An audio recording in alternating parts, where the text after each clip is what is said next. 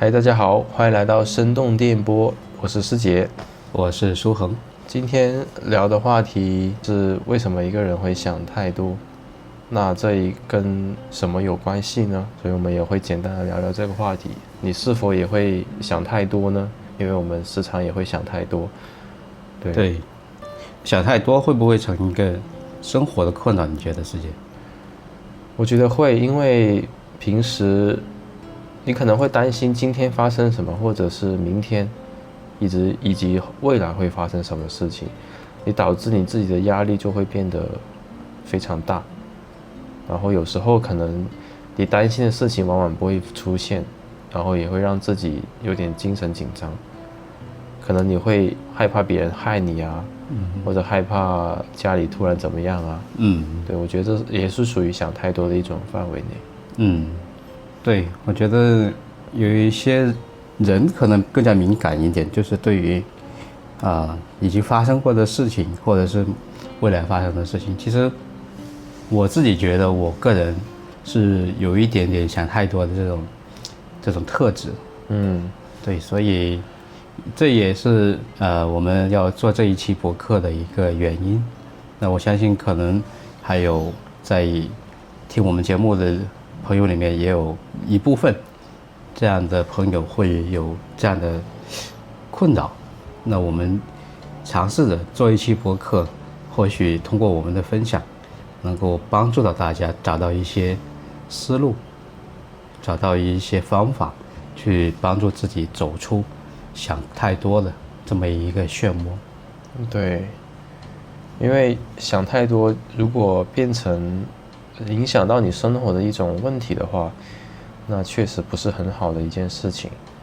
对，那有什么方法可以帮助我们摆脱想太多呢？对，那我们就可以开始我们今天的话题。这个想太多，可能大家对这个词不是太陌生，但是又不是太能够准确的去表达这个想太多到底是怎么一个回事。那想太多呢，在有一个对应的心理学的名词叫做反刍思维，那其实是一种常见的心理现象。想太多这里说的这个反刍思维就指的就是人在没有意识的去沉浸于一个负面的情绪或者是想法当中无法自拔，他会去反复的思考这一件事的意义还有结果，还包括原因，但是呢很少将注意力放在解决的办法上面，所以就导致大脑里面消极的这种情绪就越来越消极。简单来说就是我可能会想，我当初为什么这样子呢？我当初怎么就不那样子呢？然后或者说如果我怎么样呢？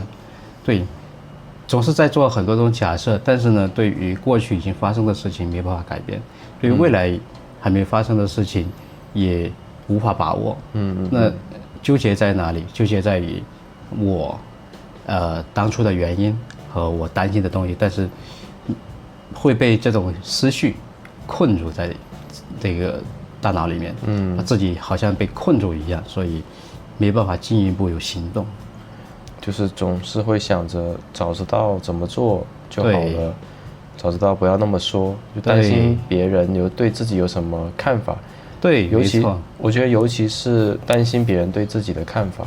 对，有时候在人际关系方面，你想太多的话，你会觉得我说这句话或者别人这个意思对我，或者说他对我有什么看法吗？可能往往没有，往往只是自己想太多了。对，是这个后面的话我们还会继续去详细的去讲这一点。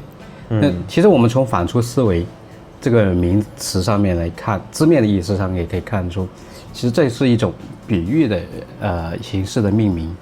反刍呢是指这些反刍的草食类动物，比如说牛啊、羊啊，它其实是一种它们的一种习性，它们会把在胃里面消化到一半的，吐出来吗？对，吐出来，再吃，再嚼，然后再消化。对，其实这就和我们刚才说的这一个反刍思维，我们的人属于的一种状态。刚才说了，我们这事情已经发生过了，然后当时也做了一些决定。理论上来讲，其实这个事情应该就让它过去了。因为我们已经像消化掉它了一样，已经是过去式了。对，但是在我们在一个人安静的时候，他又重新把这些想法拿出来，就像牛一样，像羊一样，把这些再吃进去。对，再拿出来嚼，再拿出来消化，所以就有点像我们这种把已经吃过去、已经消化掉的东西，又拿出来再反复的嚼，反复的去消化，所以叫反刍思维。那其实这个反刍思维还会带来一种雪球效应。我们知道雪球如果让它滚下去的话，是越滚越大。那这个反刍思维其实也有类似这样的效应，就是我们在想一些负面的东西的时候，或者让我们恐惧的东西的时候，你会在随着你去越想它，你就越放大它这一个效果，然后让自己越来越消极，越来越负面。对，所以甚至会有一些极端的行为。我们说到这个反刍思维里面，它其实有2种形式。一种呢是反思过去，就不断回顾当时的情景，也就是过去已经发生的这些事情，然后经常会有一些懊悔就觉得或者是罪恶感。就像你刚才说的，如果我当时怎么样就好了。或者说是有一种就是回顾过去别人在人际关系上对他做出的一些事情，比如不愉快的事情，就会一直想。对，然后会经常问3个字：凭什么？他凭什么这样子对我？对，然后让这一个情绪里的愤怒的部分，可能会想象，对，想象他对我的动机，对，然后自己想象自己做出什么回应。对，你就会去想，其实我没对他怎么样，为什么他要这样子对我？对，然后他凭什么这样子对我？我平时都对他很好，为什么他凭什么这样子？然后让自己愤怒，越来越放大这个愤怒，然后是有可能会影响2个人之间的关系，对吧？对，没错。这种在职场或者在学校里面多还是？其实我觉得，无论是在职场，或者在校园里面，在生活，在家庭里面，其实我觉得都常见的。对，都很常见的。对。还有反刍思维，还有一种形式就是忧虑未来，经常习惯性的经常对未来做出灾难性的负面的预测。比如说，我的手上长了一颗红点，红色的东西，它可能只是一个局部血管的问题，但如果我是属于那种想太多，然后反刍思维比较严重的人的话，那么我可能会放大它，来想说，我会不会是得了某一种病？这种病有可能是癌症。其实这个很多人也会想，比方身体上面有某个地方突然痛一下，你会上百度查，这个地方痛会变得怎么样，对不对？其实，大家对身体上有这种担忧，其实很正常。对，但如果是说过度的放大它这个担忧的话，可能就会对我们的身心有所影响。没有生病，但是你想太多，反而让自己生病。对，因为不好的情绪，对，会影响我们整一个心理的健康，导致这个身体的健康都受影响。对，所以如果我们经常这么做的话，也会导致一些恐惧和焦虑。所以也经常会用的一个说法，就是或者说是一个句式，就是万一怎么样，怎么办呢？对，万一我这地方不是一个良性的小红点，而是一个恶性的癌症或者对，癌症怎么办呢？这个是想非常多的一种现象，或者说没有什么逻辑的想太多吧。或者说对，也可以说是没有足够的根据、事实去支撑他这一个想这个事情想法。对，没错。所以我们也看到，反刍思维它有2个特点，一个是过度的分析那些自己没办法控制的事情，就比如说已经发生了的事情，也经常拿出来分析，然后分析当时做决定的原因呢，如果就认为自己当时如果能够以不同的方式，去处理的话，事情的结果就可能不一样。对。但实际上，其实不论你想的再多，事情已经发生了，过去的事情你都没办法去改变它。是的。对。然后，对，还有又或者是对没有发生的事情，总是担心自己去做错决定。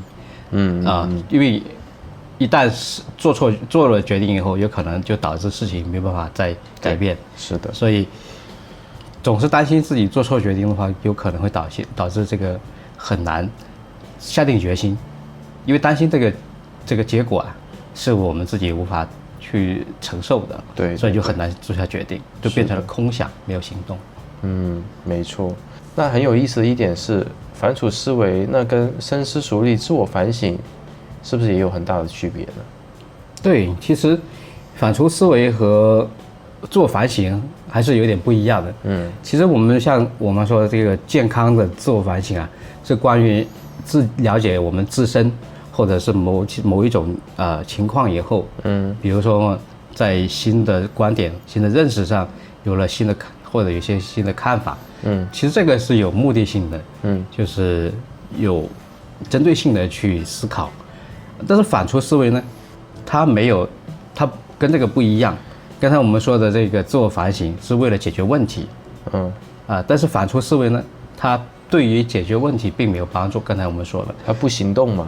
对，没错。所以意思就是说，深思熟虑跟反省是，想自己哪里做的不好，但是我要行动去改变这个情况。对对对，所以中国就有句古话嘛，说叫5日3省吾身。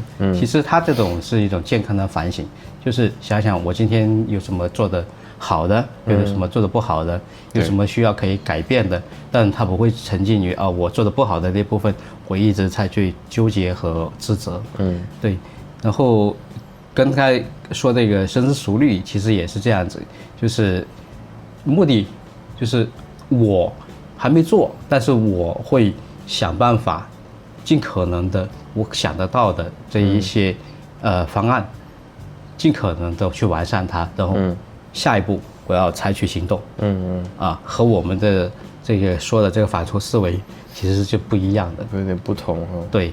那其实我就想到这个反刍思维有一点像我们一辆车，你把这个档位挂在了空档上面，然后还把油门给踩死了。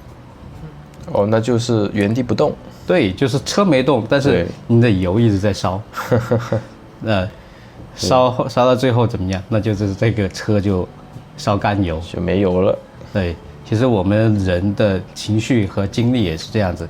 如果我们一直沉浸在这种反刍思维里面去，就是想太多里面去，然后我们就卡在原地，然后一直卡着，然后其实没有改变，你没有改变什么任何情况。对，之后我们的情绪我们会变得精疲力竭，我们身体会觉得，可能我一天什么都没做，但是我觉得非常的累。对。还有就是不知道大家有没有可能听到这里已经觉得跟我们之前比较火的一个词叫精神内耗。对，属于网络用词吗？我觉得应该是这个时代的人去创造出来的一个词。对。其实精神内耗形容的往往也是一种矛盾的心理状态了，对现实生活存在一些不满呢，但又不知道该怎么办，想再往前走，但是又找不到方向。确实，在这种想和不想之中呢，心态就被这么拉扯，来回徘徊中。对，这个消磨，然后慢慢的也会走向这个负面的情绪，因为我们说的内耗，就是因为他找不到出口。所以如果内耗比较严重的人的话，其实也需要一些心理咨询方面的干预，就可能需要看心理医生。对，或者是找一些心理咨询师来进行一些引导。那精神内耗的话，它如果跟别人聊也可以解决，就是想太多的时候，你跟别人聊这件事，别人可能会给一些建议，反而让自己不会想太多。精神内耗也差不多吗？对，其实我们这一期节目里面会介绍一种认知行为疗法，叫 CBT，是一种关于想太多或者是处于精神内耗的状态下，怎么去用这个方法去帮自己正确的认识自己的观点，然后用一个比较平和的一个状态去看待我们所处于这种状态，还有就是怎么去一步一步的去得到缓解。CBT 好像一个很专业的词，后面也会聊到，对吧？对对，我们后面就跟观众朋友们一起聊聊这是什么。精神内耗为什么会有这个精神内耗？它可能是有执着于过去的这种遗憾、伤害或者是错误，也有可能是来回纠结事情的这个对错，去复盘那一些事情的这个细枝末节，也有可能是反复的去盘算未来这些风险、不确定性。那目的是想去规避掉或者尝试去掌控这个全局，但是当注意力过多去集中于过去或者未来，在自我纠结的时候，就开始积累这种心理上的自我消耗，感到明显的这种心理疲惫、身心的疲惫。对，甚至有一些严重的时候，可能会出现这种明显的抑郁啊、焦虑啊，这种状态就是精神内耗的状态。如果持续存在，而且没有得到及时的帮忙的话，对，没有觉察、没有调节、没有得到帮忙的话，就有可能变成抑郁症、焦虑症等等。跟我们上期聊的那个内容就很贴合。对，就是跟那个蛤蟆去看心理医生那一期，对，我们那个节目里面有讲到抑郁症的一些表象。对，所以我们在讲到这里以后，其实我们发现，其实这个无论是反刍思维也好，精神内耗也好，其实都是一种在内部空转，或者说我们几乎说是一样的东西。所以说，如果大家觉得自己陷入了这个反刍思维，或者是有这个精神内耗的话，那我们可以继续听一听这期节目，看会给大家有什么的帮助。对，其实我们也是自己也在学习，所以也通过这个播客，通过我们自己的看的想法，也想分享给大家。那我们继续聊吧。现在我们讲一讲，就是反刍思维，它有什么不好的地方呢？有什么危害呢？首先的话，它会影响到我们的精神的健康。比如说，反刍思维会让我们现有的心理状态，变得恶化。比如刚才我们说的焦虑和抑郁，或者是导致一些新的心理的健康问题。它还会损害一个人的思考和处理情绪的能力。就是我们可能没办法积极的，或者说是一个正确的思考，方向去对待我们遇到的事情。对，就然后那生理方面也会影响吗？是的，也有研究发现了，就是反刍思维通常也是抑郁症、焦虑症、强迫症、创伤后遗症的一些症状。那同时，如果一个人经常的陷入这种反刍思维啊，也会很容易患上这些心理疾病，产生生理反应，对不对？对，有时候我看到一些人，他们如果想太多或者太紧张，比方说可能以前遇到某些事情，然后现在例如坐飞机，那有人曾经坐飞机遇到颠簸太厉害，害怕，那以后坐飞机都会想得太多，会不会担心飞机掉下去啊之类的，那导致自己可能坐飞机前会吐。其实我在第一次坐飞机的时候，我总担心它会不会掉下去。我现在也会，我不知道，可能其实几率很小，因为飞机的意外率啊比汽车还要小，但是我们总会看到一些新闻嘛，所以就会联想到这个方面。对，因为飞机是故障率对，是最低的一个交通工具，但是死亡率是最高的一个交通工具。因为你有一失事就等于直接死了。对，所以就存活率很低。对，所以就会担心万一掉下去怎么办？是的，对。其实我们心里面在想这些事情的时候，然后大脑也会让我们好像试图在帮我们相信我们想的事情是对的。对，然后这种担心和这种想太多呢，就会在某一种程度上，大脑自己认为是对我们有帮助的，但实际上它是对我们没有什么帮助。对，这种负面的想太多的话，是的。所以我们说它第二点的危害，就是因为它也会影响到我们身体的健康。对，那像反刍思维还有这些焦虑，会导致我们体内去分泌肾上腺素、皮质醇这些东西呢，特别是皮质醇，对我们来说是会造成一些生理反应的一些激素，比如说头晕、目眩，还有恶心想吐。刚才说的恶心想吐、虚弱无力，还有是心跳加速。紧张的时候人的心跳就加速，还有这个血压升高，还有失眠等等。可能有些人还有一些严重的这种生理反应，比如说呼吸急促，透不过气来，对，呼吸太急促了，对，然后喘不过气来。但虽然这个分泌这个肾上腺素其实肾上腺素可以是激发一个人的潜能的一种激素。对，一般运动员肾上激素起来的时候状态就非常的好。对，所以其实是我们一种的本能的反应，对，也是一种我们的身体的保护机制。但是如果长时间处于肾上激素比较高的时候，对，然后让我们如果一直是紧绷状态，你肾上激素就会变得很高。对，但你一结束，因为肾上激素也会消耗你的精神力的。因为有这个肾上腺激素，这个肾上腺分泌了以后呢，肾上腺素分泌了以后呢，会让我们的身体处于一种这个非常警觉的一个状态。对，就好像在搜寻的这个各种威胁。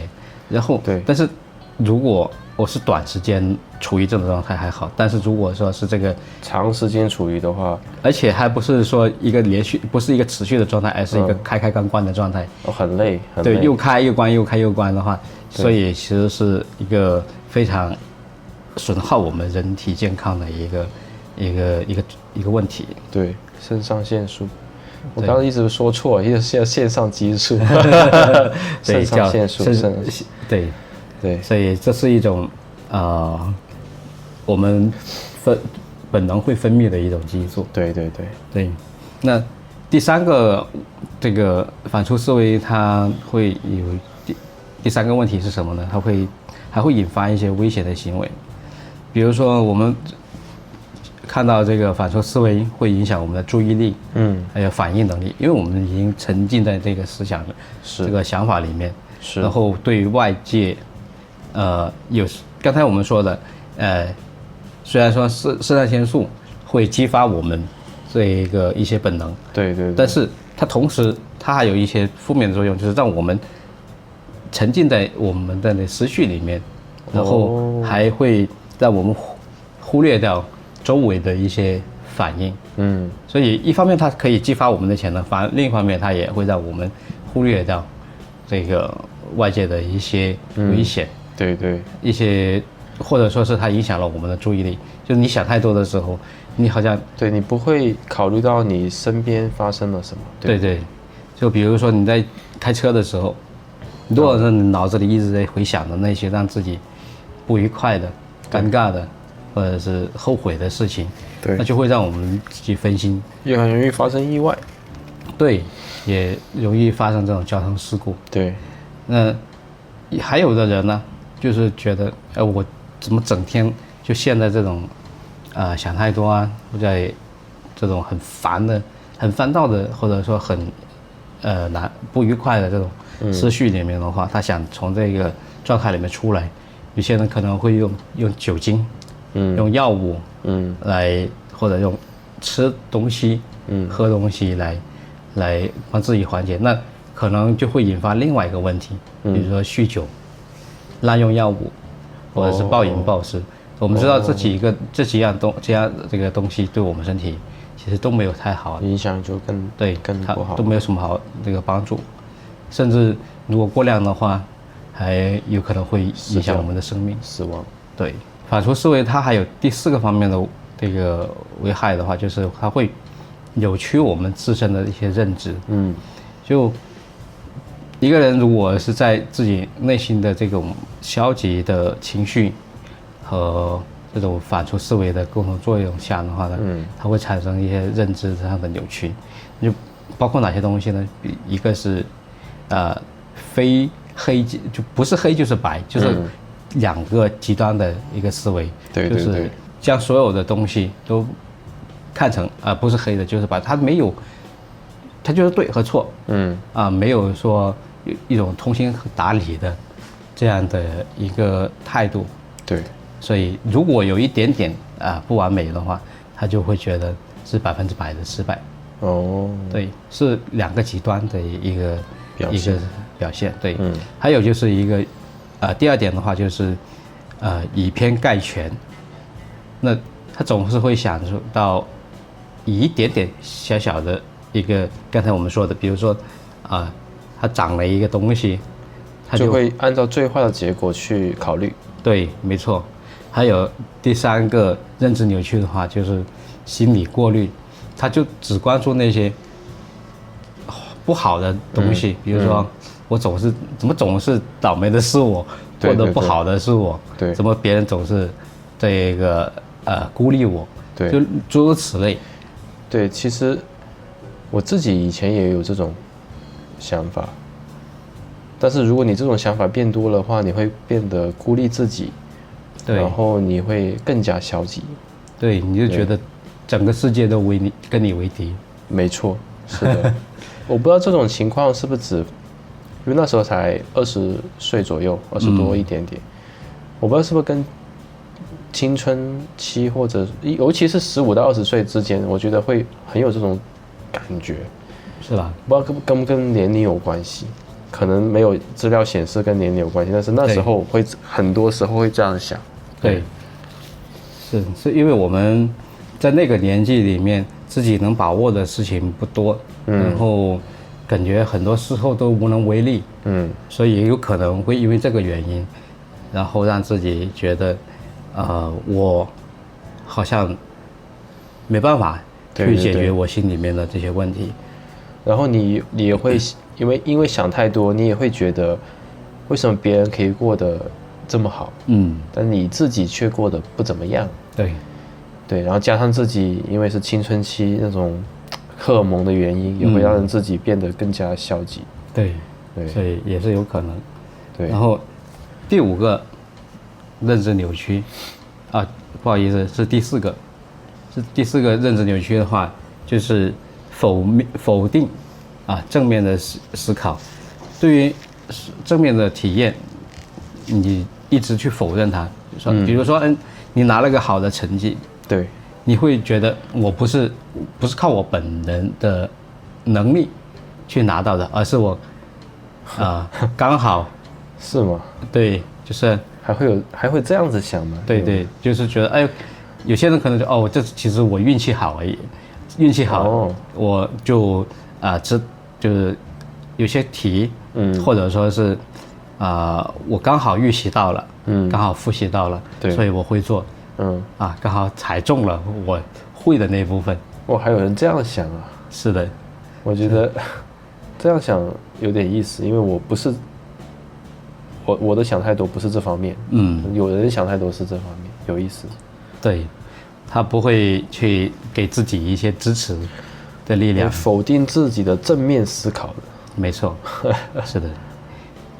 好，第5个想太多的这个认知扭曲的话是妄下结论，也就是他总是以这个负面的眼光去看待问题，虽然没有这个数据，没有事实去支撑，对你去做下这个结论，但是总是用这个，比如说，他有一次，比如说有朋友有一次你跟他打招呼，他没有回应你，你可能会觉得，哦，他现在他比我混得好，然后他刚刚晋升了，然后就这么看不起人了，那可能他并不是这么想，并不是这个原因。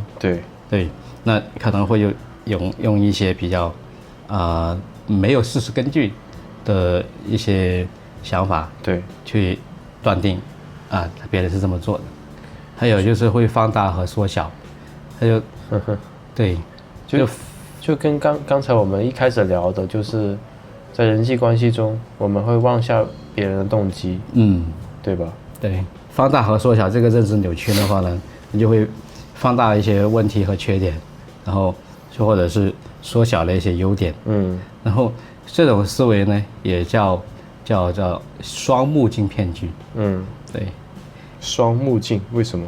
因为一个是放大，懂了，错的地方，两个放大镜，对，或者一个是缩小了，缩小镜，对，认知扭曲的话是一种情绪化的推理，有人就会认为自己有负面情绪，而且就足以证明，事实上就是这么差的，因为你有负面的情绪，你就认为这个事实，就是这么糟糕的。然后还有一种就是总是用应该的句式，比如说他会告诉自己，事情就应该像他想的那样，像他期望的那样。那会不会有点太自我了？有一点点这么一个意思，就自己的，因为你说应该嘛，自己应该怎么做，别人的想法好像不太重要的感觉。他这个应该他也有两个方向。一个如果是他针对他自己的话，针对我们自己的话，就会我应该怎么样。对。但是我没有这么做，所以会带来一些扭曲，那个内疚，和沮丧。那如果是对着别人的话，所以这里的应该是指针对自己的应该。都有可能。懂了。对，有可能是，我应该这么做啊，我为什么没有这么做？又会有些确实有时候也会这么想。对，你这样一说的话，都明白。对。还有就是针对别人的，他应该要这么做，他为什么没有这么做？那我就会比如说就家长对孩子是最容易出现这种情况，就是你应该考个100分，或者说是对，我孩子我这么辛苦了是吧？对，我这么辛苦，你应该好好学习。像上司对下属，对吧？你应该做好事。夫妻之间，那个家人之间，其实克服一下。对，都会有这种，沉浸在于这种你应该怎么样，你应该怎么样的，那会可能长时间后会带来一种愤怒。原来这种也是属于想太多的一种。就和我们刚才说的这些情况，如果说你确实长时间处于在这个状态里面，你没有办法跳出来的话，那就属于想太多。那想太多的范围还挺广的。对，是的。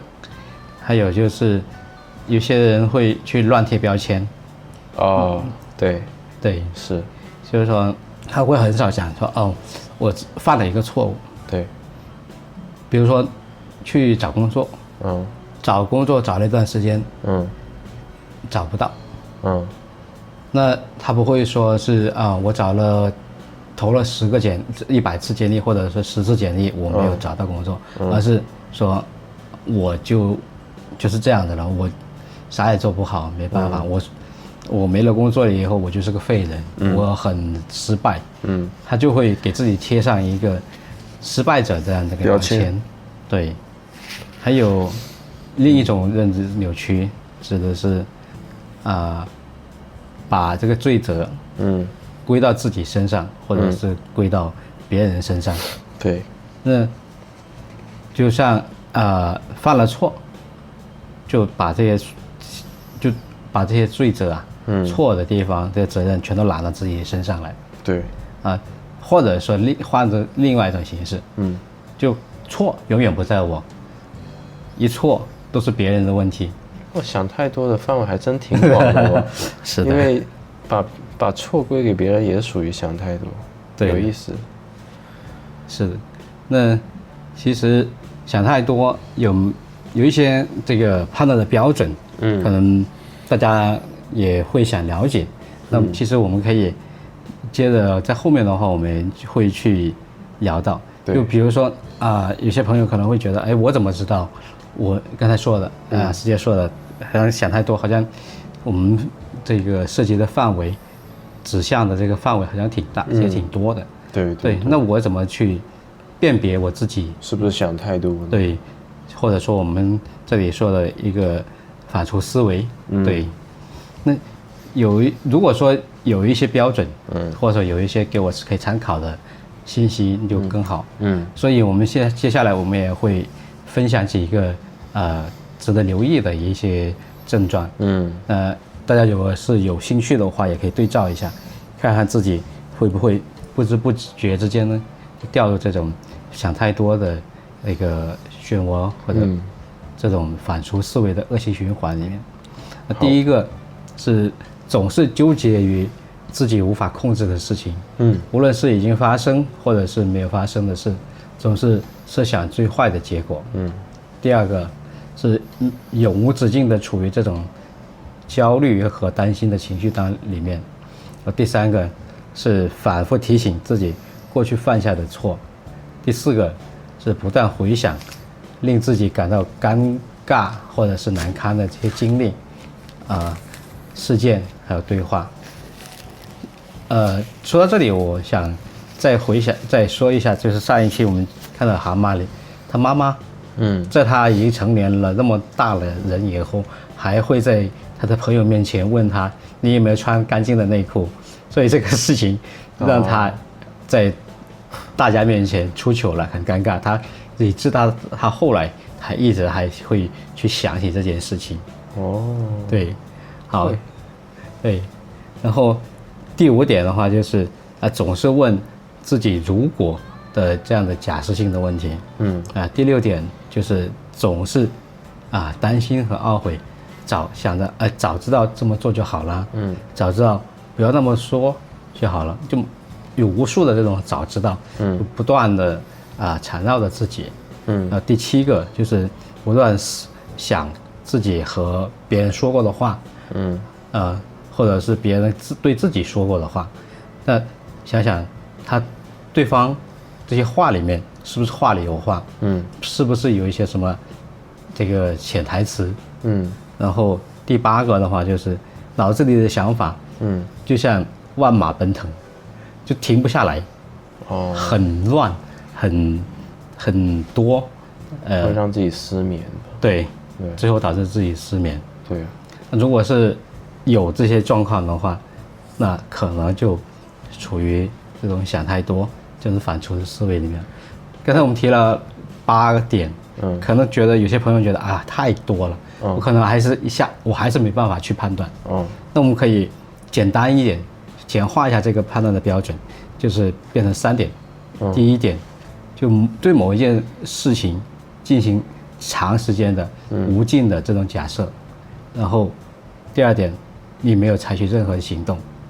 第三点就是我的想法对我来讲有没有帮助。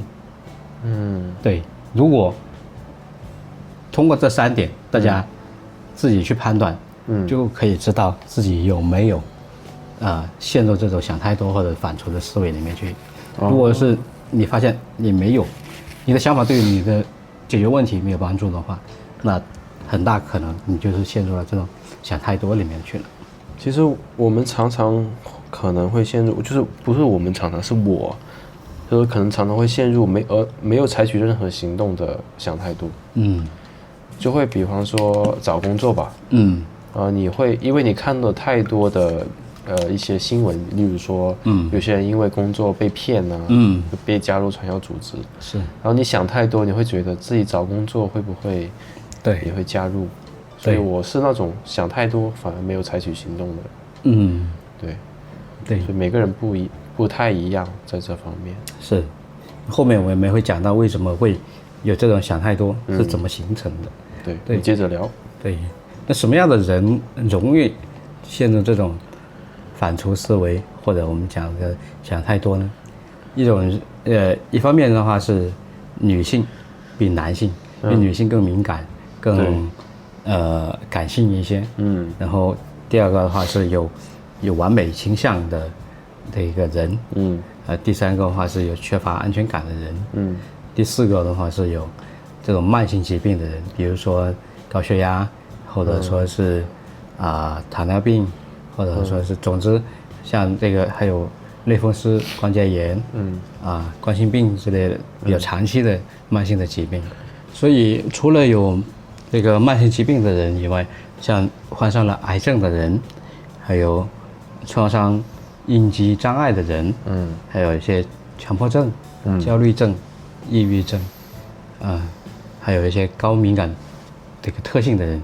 高敏感特性其实在我们这一个社会上，在这种生活里面其实也挺常见的一个人格的一个特征。那我们有机会的话，我们之后也再单独做一期节目来聊聊关于高敏感特性的那个人群是怎么回事。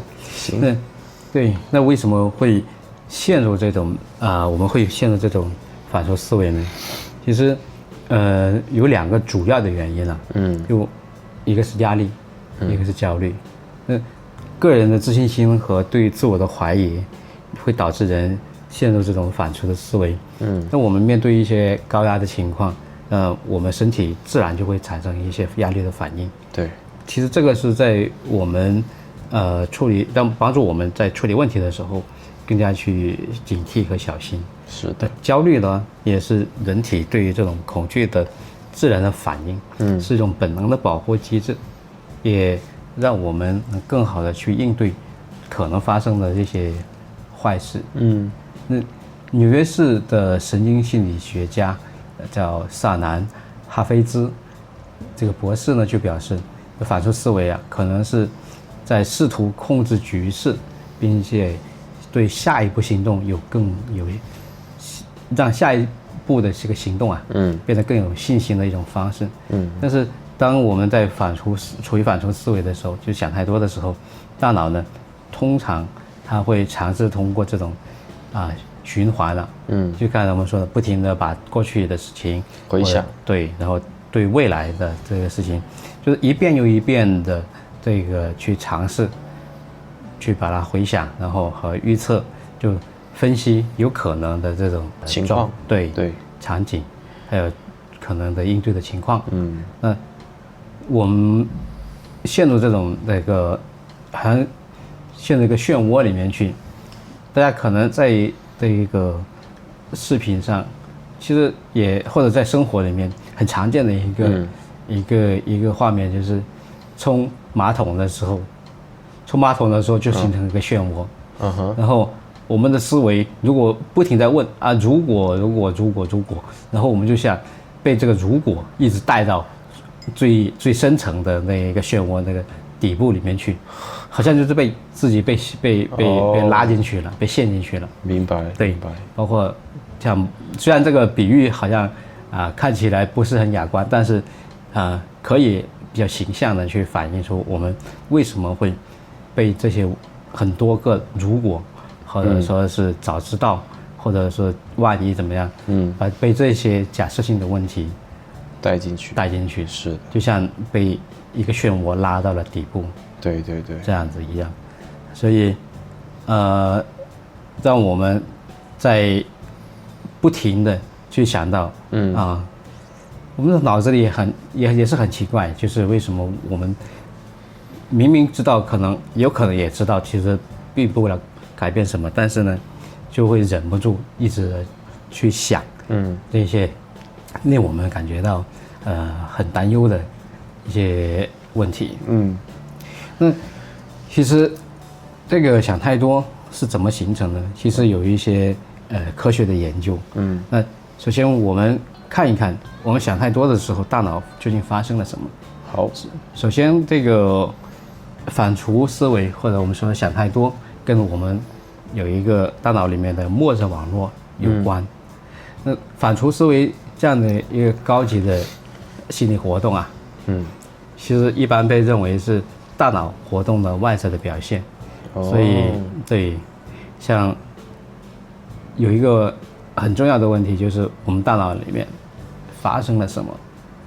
有一些研究已经发现，就是反刍思维和我们这个人脑的大尺寸的这个网络，叫默认网络，有关。那什么是大脑的默认网络？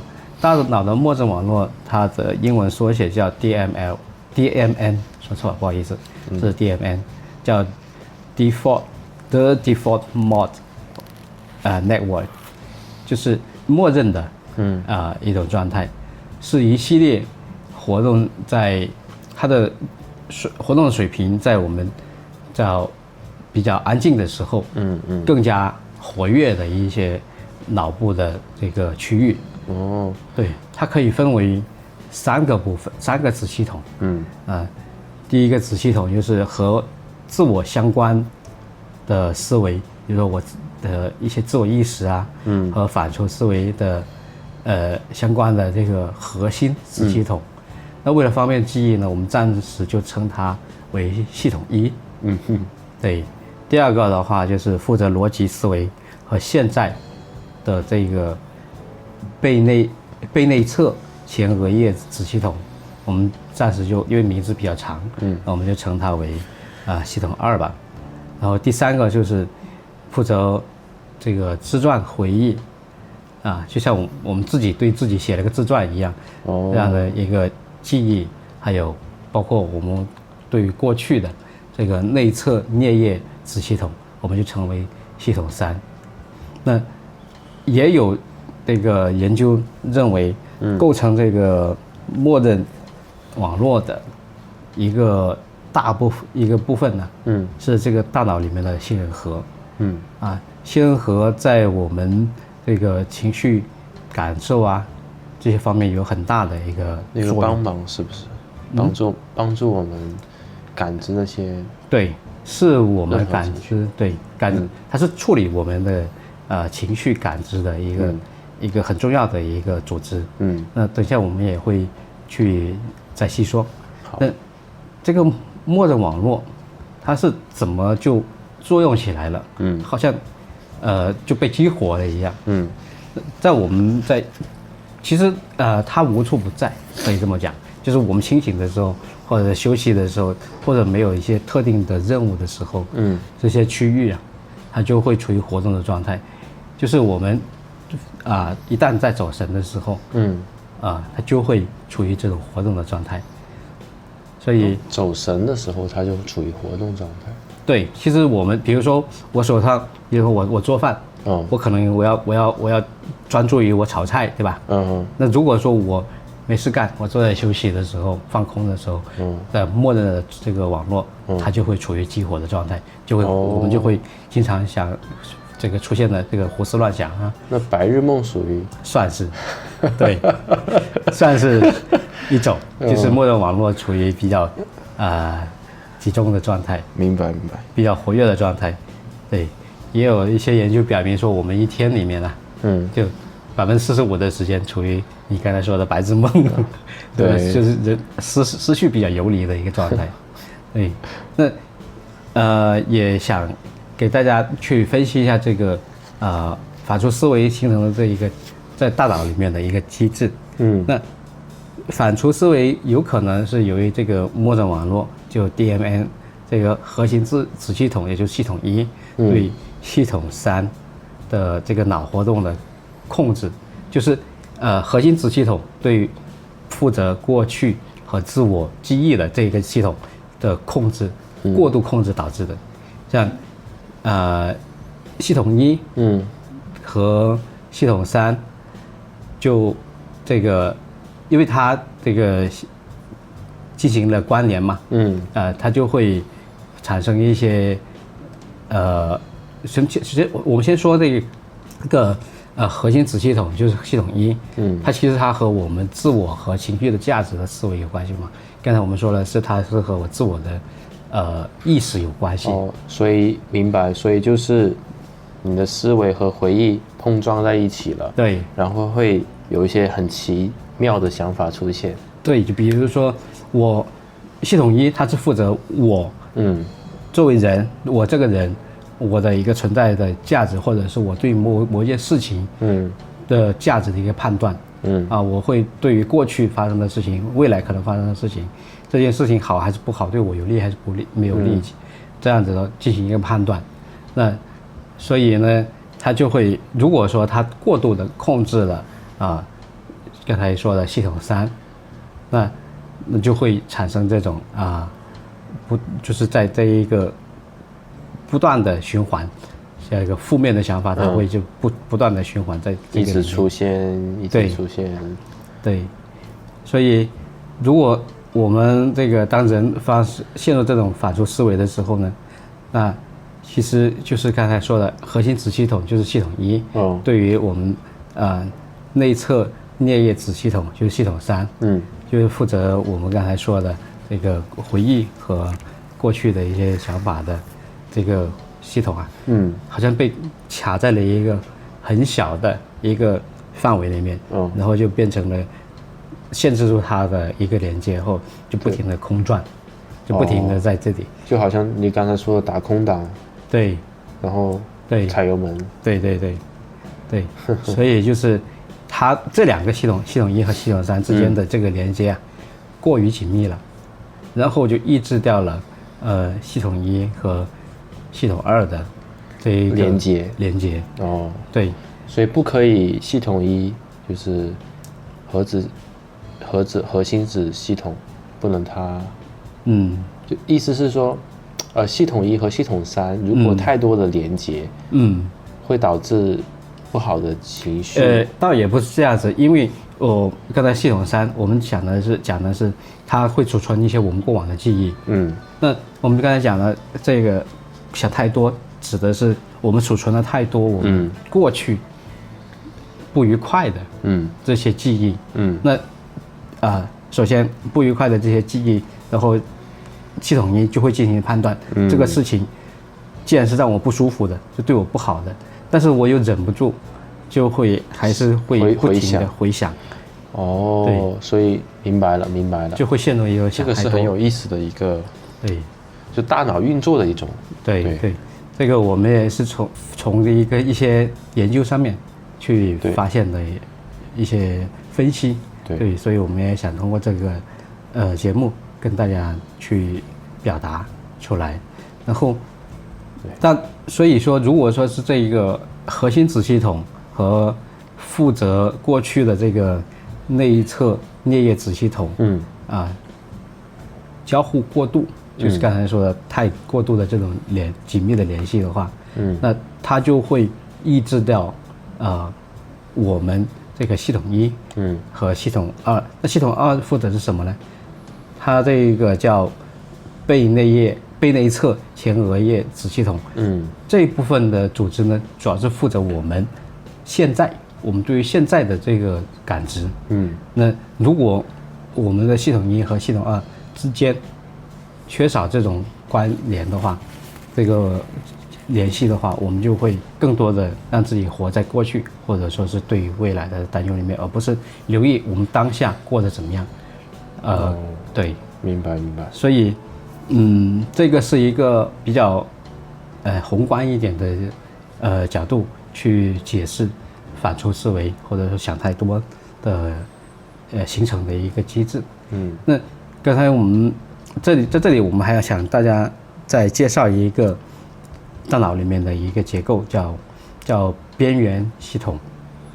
这是我们从边缘系统和大脑皮层的作用来理解这个反刍思维的形成的机制。边缘系统作为人体的很复杂的一个神经网络，在情绪的生成、表达，还有记忆的形成、储存、提取都有很重要的作用。那所以这个边缘系统也通常会被称为情绪系统。它是大脑的一个我们比较深层的一个结构，也就包括了海马体和杏仁核。海马体我们知道就是和我们的学习和理解有关。海马体经常听过。对，杏仁核它是这个边缘系统的重要的组成部分，也和人体的和我们人的这个情绪调节，还有学习、记忆还有一些恐惧、一些攻击、恐惧，我们就是曾经经历过的一些恐惧攻击这样的心理行为有密切的关系。其实杏仁核我们从这个名字也可以看得出来，其实它就像一个杏仁的一个形状一样，它有2个，2颗就是左右的杏仁核，分别位于这个海马体的旁边，那它在我们的情绪反应中起了一个很重要的作用，就包括快乐、恐惧、愤怒、焦虑等等。杏仁核还会将这些情感的内容去附加到我们的记忆里面去，所以这些记忆在这个强度在我们的存储强度方面，它有一个很重要的作用，就是确认这些记忆的存储的强度。那些具有很强烈的情感意义的记忆往往会被记得很牢。就比如说，为什么有的人分手以后，就一直忘不掉前任？因为曾经2个人在一起过得很快乐。对对对。当初有多快乐，后面分手就有多痛苦，所以这部分的记忆会附带着这种很强烈的那个情感，它就会很牢牢的记住，所以就杏仁核就会让我们加强这种记忆。对，那杏仁核不仅仅会改变记忆的强度和情感的内容，它还在形成这种恐惧而且相关的这些新的记忆方面有很重要的作用。只需要有几次，比如说被吓了几次，它就有可能形成这种很牢固的记忆。就是担心下次还被吓。对，就是经常的会被在后面你总担心你的背后会不会有，对，或者你拐角担心会不会有人吓你。对，也有可能。对，所以这个杏仁核呢，它主要是用来负责这个评估这个危险的系数。对，就决定我们到底是那个要和我们面对的情况去抗争，还是我们要逃离。对，而且当我们有这个压力的时候，越是有压力的时候，它就越活跃。对，这个杏仁核，有研究发现了，就在活在当下的人这个大脑里面的杏仁核更小。那意味着什么呢？就是这个杏仁核和大脑的其他的区域的连接就比较弱。我们就是说，这个对于杏仁核刚才说了，负责情绪的调节嘛，还有这种记忆，这个情绪的记忆嘛，那如果说他活在当下，他这个杏仁核比较小，那就说明他的注意相关的内容呢，就会更倾向于我们活在当下，更体验的是当下的一个状态，而不是去理解去关注过去的那些负面的问题。那其实所以说，以前其实我们在网络上看很多人说活在当下，以前我觉得可能是一种鸡汤，但是通过准备这一期节目的资料的时候，因为我们才发现，其实活在当下是我们一个最好的选择。对，也是我们避免我们自己陷入这种反刍思维，因为无论是过去或者未来，过去已经形成的一个结论，未来有很多未知和变数，我们都是我们无法控制的。所以只要想好今天的事就可以了。对，所以做好今天的事。没错。对，刚才我们说的那个大脑皮层也称这个灰质，那是大脑最外层的这些神经组织。那大脑皮层在这个记忆、思维、推理和解决问题方面都有很重要的作用，也可以认为是我们代表了这个大脑里面理性的这个部分。大家也许通过这一期节目，首先应该是帮助大家去理解为什么想太多。对啊，我觉得这期节目，我们聊这几期节目，其实或者帮助我们和大家更好认识自己。因为心理方面的东西，就是因为有些时候你做出一些反应，你不懂为什么，但是你了解之后，你会更明白自己为什么会有这些反应，为什么会想，像这些说的想太多，更了解自己。对，其实这也是我们做这一个频道的一个初衷吧。对，一个目的。对，一个是了解我们自己，第二个是让我们在了解自己以后找到一些方法，然后去更好的生活。对，前面我们聊了那么多，就是关于什么是想太多，然后想太多是怎么形成的，为什么会想太多，是什么样的人会想太多。那这些都只是停留在我们去认识我们之所以有这种情况的一个原因。对，那我们最终的目的是要去摆脱自己想太多的这个状态。那怎么去做呢？接下来我们会通过7个步骤来帮助大家去一步一步的去摆脱这种想太多的状态。第一步呢，首先要停下来。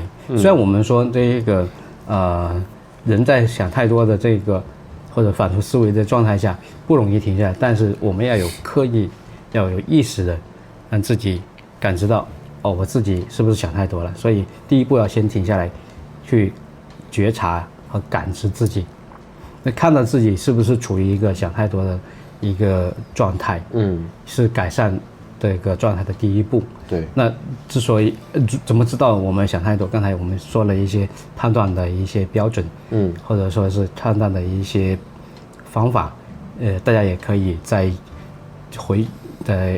继续去用这个方法，或者是刚才内容可以回听一下刚才我们讲到的一些判断的标准。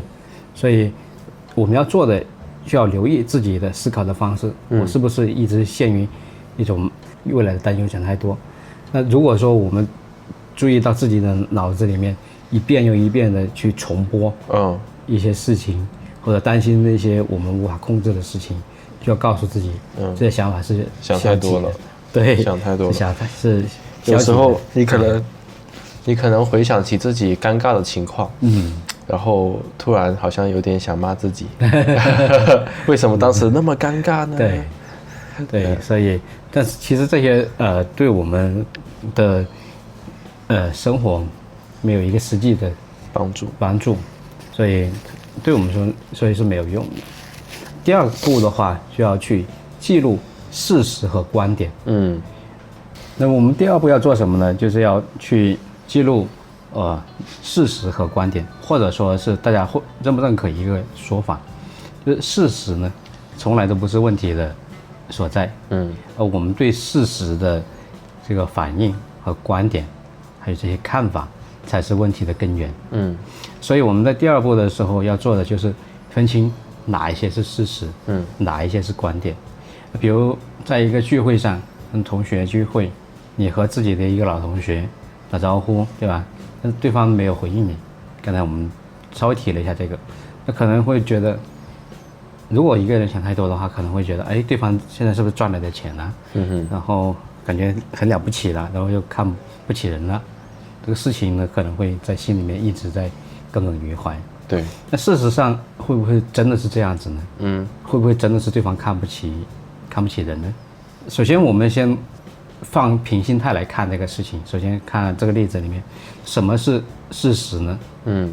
事实就是这个同学没有回应我，这就是个事实，对吧？对。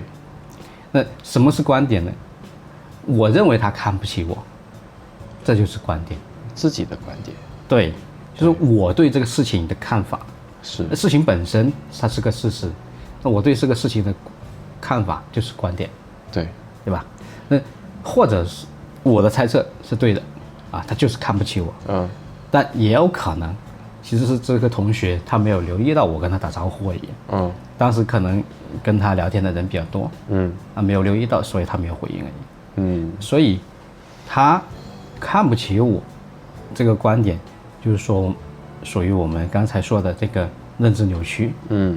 在这一步呢，我们就在第二步里面，我们需要用一个旁观者的一个视角，把自己抽离出来，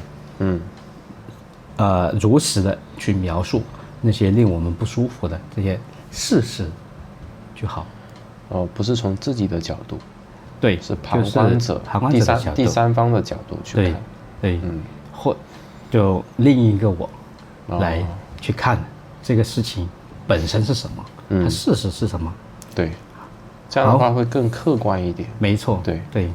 好，我们说的第3步要做的事情就是记录自己的认知，就我自身的认知，或者说是思维，在某一件事当中，我当时是怎么想的，或者你当时是怎么想的，你的状态、你的想法，把它记录下来。对，比如说我是悲观，当时是处于悲观的，自我批判的，优柔寡断的，注意力不集中的。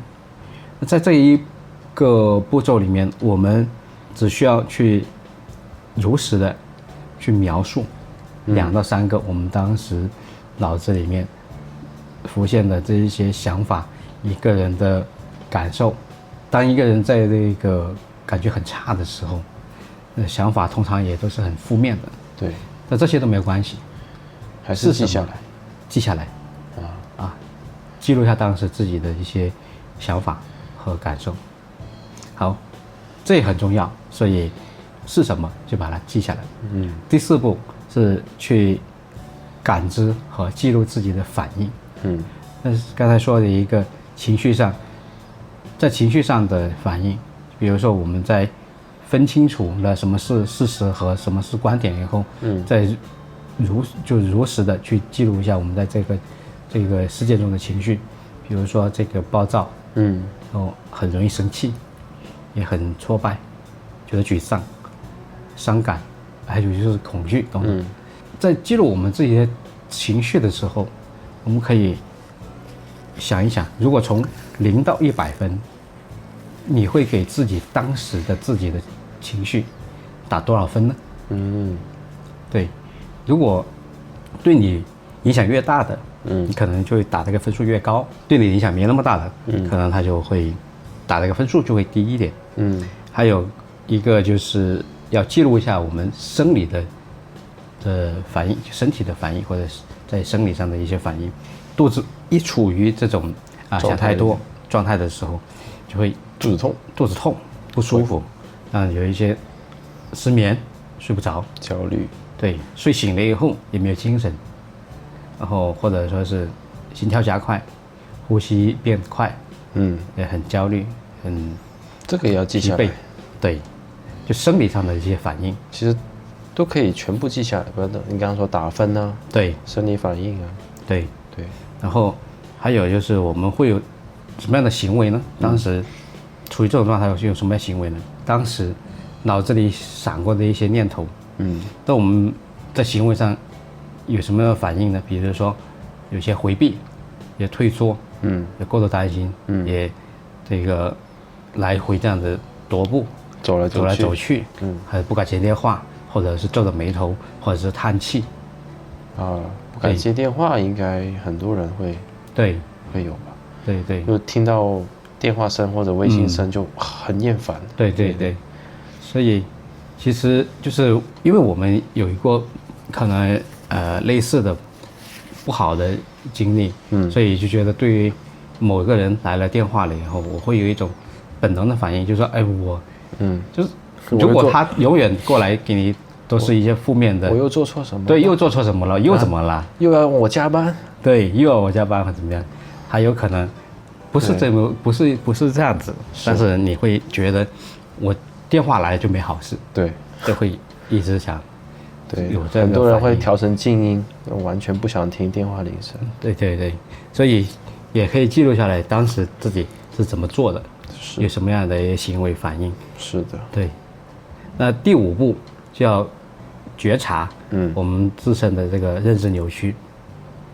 其实在上面我们讲过负的情绪和认知扭曲，就负面的情绪不好意思刚才说错了，是负面的情绪和认知扭曲让我们有持续的沉溺在这种想太多的反刍思维里面去。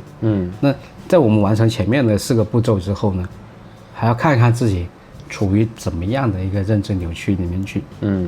不知道大家还记不记得这个前面10个认知扭曲？如果不记得的话，我们也一起复习一下。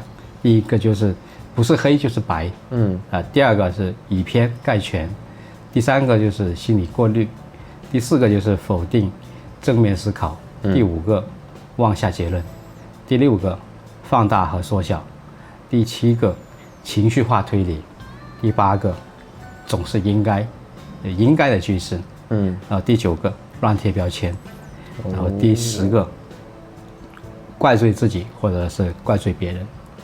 对，那好，做完这一些事情以后呢，我们接下来要做什么呢？就是在第6步的话要重新归因。那我们之所以会陷入这种想太多、反刍的思维，是因为那些令我们产生害怕、沮丧、恐惧、愤怒等等这些负面情绪的东西，在我们的生命里面占有很重要的位置。无论你是喜欢它，还是不喜欢它、讨厌它，所以在认知理论里面，意义是需要重新归因的。它对来讲有什么意义？对，我们这一步要做的重新归因，就是让它重新来认定这件事情在我们生命里面有什么意义。然后这个意思就是说，要以一种全新的、不同的方式去赋予这个事情一种意义。如果一样东西、一个人、一件事在我们的心目中没那么重要了，那它对我来讲，它代表的意义当然也不一样了。所以如果刚才我们说的通过第3方的视角，另一个自我的旁观者的这样的视角，来看待我们刚才发生的情绪、生理、行为上的这些，还有这个认知扭曲上的这些问题是非常重要的。那所以通过这个学习如何重新归因，我们就会学到怎么去将一些非理性的这些恐惧害怕转变为对现实的实际的评估，从而减少这样的一些恐惧或者是类似负面的情绪。那首先呢，我们重新归因的第一条是要基于事实，刚才我们说了，要基于事实和实际的情况在思考，而不是基于我们的观点在思考。所以我们的思考的思维如果是理性的，而且以实际证据为根据的，这就和我们基于想象的，可能还会诱发恐惧的这种非理性的思维是完全相反的。所以呢，在这一步我们可以多问问自己，我的思考、我的想法是基于事实的、真相的，还有实际的吗？第二个就是我对我的思考对我来讲有没有帮助呢？对。第二，其次的话就是要去灾难化。我刚才说的这一个认知扭曲里面会提到，就是我们总是把事情想得最坏，所以要去灾难化。简单来讲，就是不要把那些令我们觉得崩溃的这些想法和感觉，不要让这些感觉来压垮我们自己。对于可以想象成他们是一堆小人，然后过来了，然后我就跟他说一声，好了，我知道了，对，等一下，就有部动漫叫做细胞忘了，我知道那一个细胞工厂嘛，就是好像我忘了那个突然想不起来。对，我也想不起来然后就是把你身体上面的一些细胞变成拟人化。拟人化，对，就想跟他们说，好了，我知道了，等一下，我知道我这些事情对我来讲有点难过，让我有点不舒服，但是我还死不了。对，然后我们去把这些情绪的评级，就是刚才我们说了0到100分嘛，可以把它调成一个自己不是那么不舒服的一个级别。比如说，我觉得我把它这件事情对我来讲可能对我有影响，但是它不至于让我失去理智，然后让我有这种极端的行为、极端的想法，不至于让我死，对吧？那我觉得我把它从90分可能调成70分，我能接受。对，那所以这件事情，我基于事实的考虑以后，它对我讲没有那么可怕。好，最后在重新归因以后呢，去针对自己的这些非理性的思维啊，找到一些理性的方案来取代它。什么意思呢？我们还是把这个刚才说的这个同学聚会作为例子。那非理性的思维可能会想，我这一个人一直都觉得很没意思的，从来也不知道该说什么好。人多的时候啊，要是没有人想跟我说话怎么办呢？那可能更好一点的，可以替代的一个刚才我们这种想法的思维是，一种理性的思维是什么呢？就是说，如果没有人跟我讲话，那我也不会待太久，对吧？对，所以就不用去放大它哦，不用没有人跟我讲话，让我觉得很尴尬，很没意思，是，对吧？是，我也把这些事情不要看得那么重，把这个评级我从90分给它调到70分，甚至是60分，对吧？对。那还有再比如我们在可能有时候也会说错话，对吧？是，对。然后让自己变得很尴尬，甚至会有一些恐慌和紧张，像确实啊，就是觉得呼吸都有困难。对，确实。但是这个是我们一个比较情绪化的一个推理。是。那我们更一个理性一点的想法是怎么去想呢？就是如果觉得我真的很紧张，透不过气了，那我就出去走一走，我做一点深呼吸。对，我离开这个环境，我出去走一走，离开环境做一点深呼吸。大家都在忙着聊天，对吧？那么多人聚会，是吧？也不会有人去关心我说我在不在这一个场合里面，我是什么原因离开的，对，没有人去刻意的在意我，对吧？是。所以其实这么想下来啊，那些可能让我们自己觉得很不舒服，我们认为很重要的一些东西，这么想下来，其实可以变得没那么重要，是没那么恐怖。对，第七步就是要做一点什么，行动起来。对，没错，行动起来。刚才我们说过，如果我们没有专注于特定的事情，在这个自己比较安静的状态下，就还有在休息的状态下，大脑的这个默认网络啊，就会被激活，也就是我们平常说的会胡思乱想。是。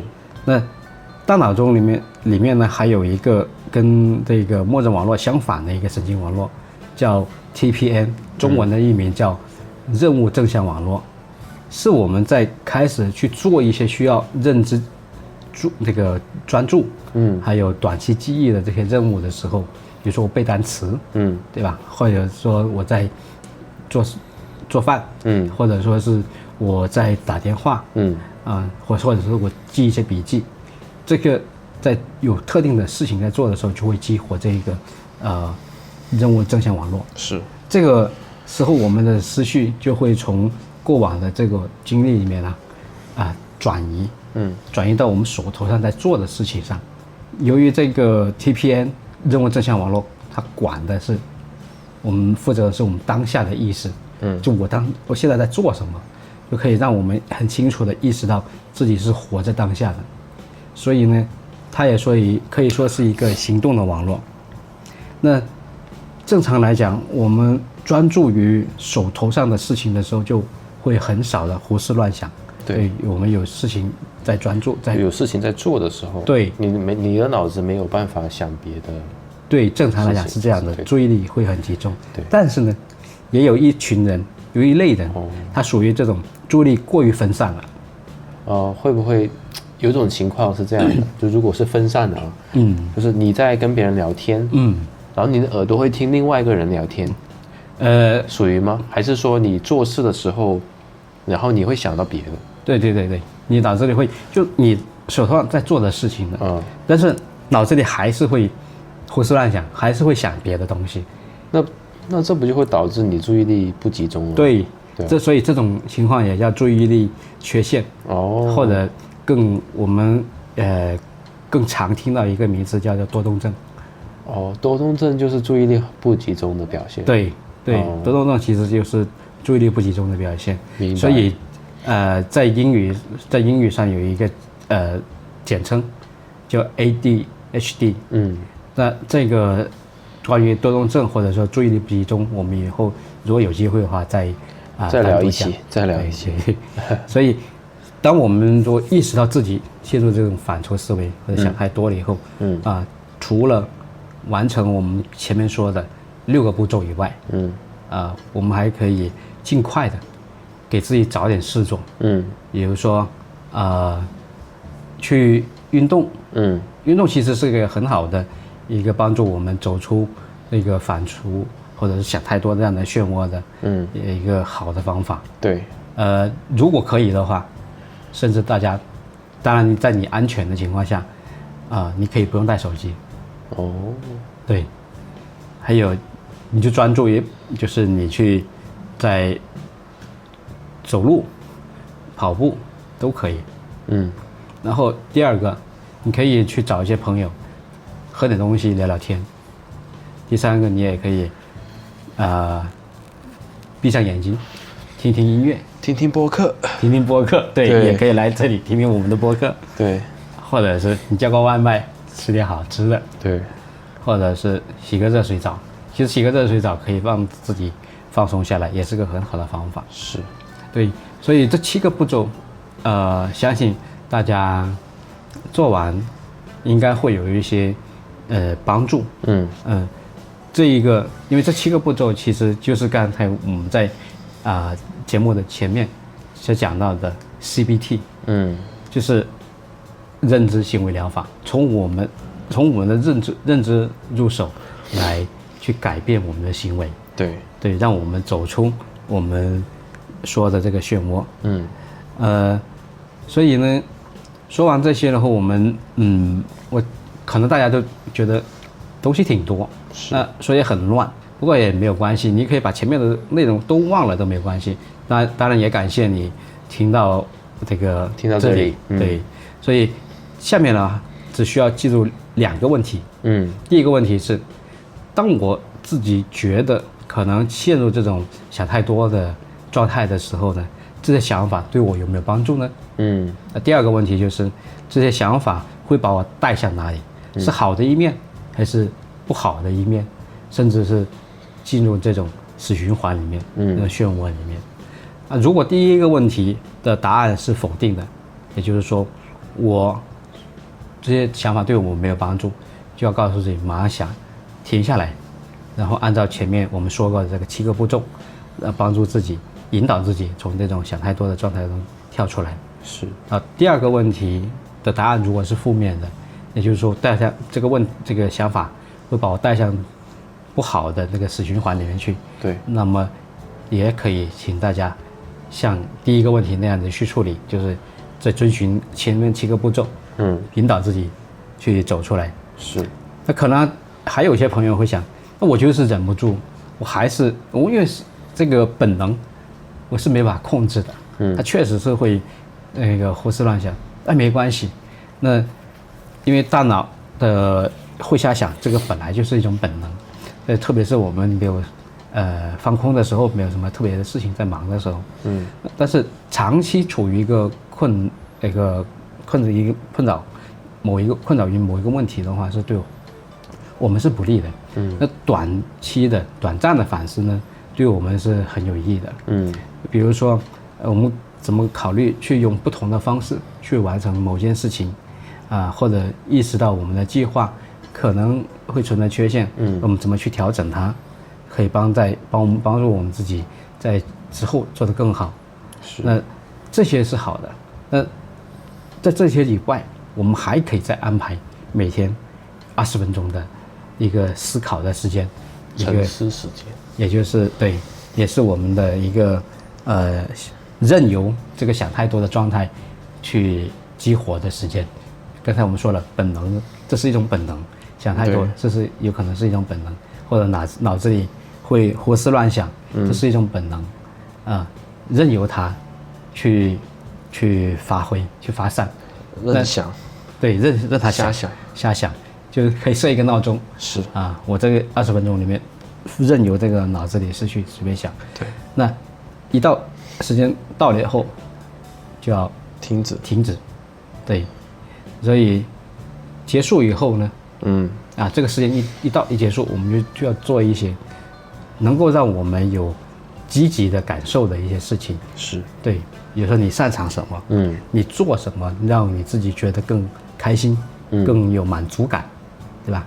对。然后，如果还不能停下来的话，那可能我们又要再重复前面 CBT 给我们指导的这7个步骤，慢慢的，相信，因为这个是一个需要长期的刻意的练习，所以一开始可能大家觉得非常的不自在，或者说不熟悉，没有关系，所有的不熟悉都是从陌生开始的，所以意思是说养成习惯后，你就会觉得这个没有什么问题了。